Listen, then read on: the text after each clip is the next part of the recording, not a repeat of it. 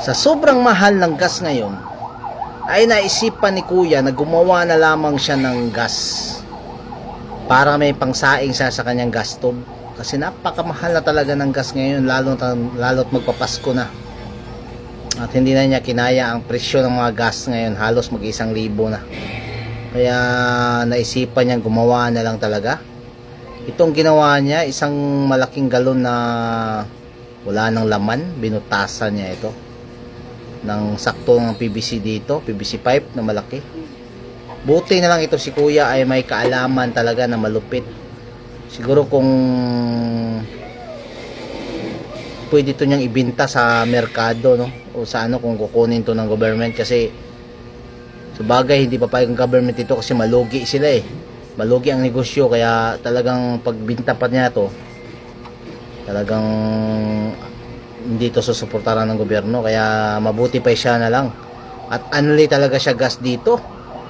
Gas stove niya, mayroon na talagang gas yung gas stove niya sa lupit ng diskarte nito. Ito oh, PVC oh, tapos may takip siya oh. Madali lang talagang sundin ang galawan niya dito. Tapos mayroon tong gripo ba itong ilagay niya dito.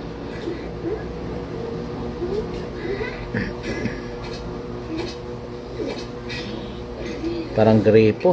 Oo nga, may bulb oh. May switch bulb. Gripo. Gripo nga. Oo. Tapos yun sa ibabaw, nagbutas din siya dito.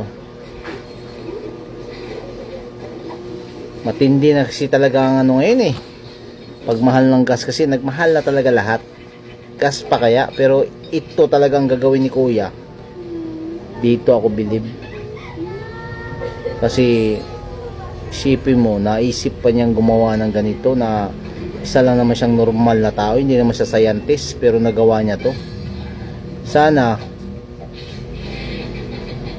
pag nasuportaran pa to ng gobyerno ay talagang wala nang maghihirap sa gas ngayon.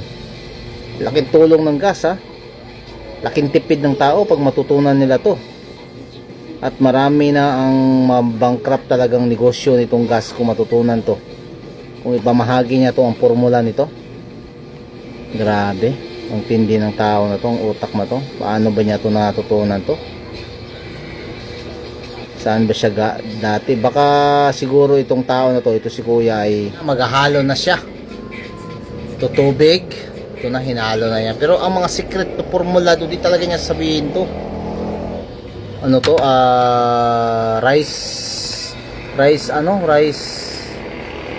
ba yun? Rice brand? Ano ba yun? Rice powder. Ano yung rice na ano yun? Ito sea salt. Tingnan nyo ha, tingnan nyo na mabuti. Kaya natin itong gawin to. At ingredients, mix the ingredients. Mix the ingredients daw. Ito yung minimix nya. Grabe. Pwede talaga gayahin to. Ayan na, sinali na niya oh, sa ano. Yung pala ang purpose ng PVC na yan. Then pala niya i-imbak yan hanggang sa mapanis na mag-evaporate na siya, mag-evaporate sa loob na yan hanggang sa magiging gas na siya. Lupit ng tao na to. Kasi nilagyan niya ng tubig oh. Hindi, kunti lang pala. Ano na yun, may tubig na yun. Ayan na. So, ilang araw to bago niya ito sindihan. After 2 weeks daw. After 2 weeks, pwede mo nang magamit ang gas niya. Tingnan natin, sindihan na niya oh. Ay, oo nga. Grabe. Sumindi, unlimited na ang gas ni Kuya dito ba? Wala.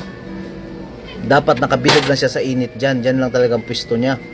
Painitan talaga siya, bilad sa init. Dito sa suportaran ng gobyerno to, kasi alam nyo bakit? Mababankrupt sila eh. Mawalan sila ng kita, wala ng tax, magbigay ng tax, kasi ang lahat ng mga tao ay gagawa na lang ng gas na ganito. O, di ba wala ng kita, wala ng tax. Mga ano, galing yan sa mga ano Shell, mga gasoline station, di ba?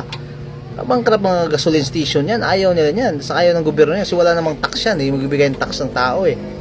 Oh, gagawa niya, wala nang bibili. Billions ang kita niyan eh. Sipin mo. Tapos ginawa lang niya ng gano'n oh. Ang lupit ng tao ni Kuya oh. Kinunik na niya oh. Diretso sa kalan niya oh, gas stove niya oh.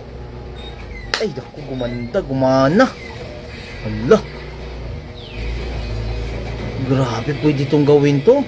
Ipid tayo sa gas nito ba? Grabe sa...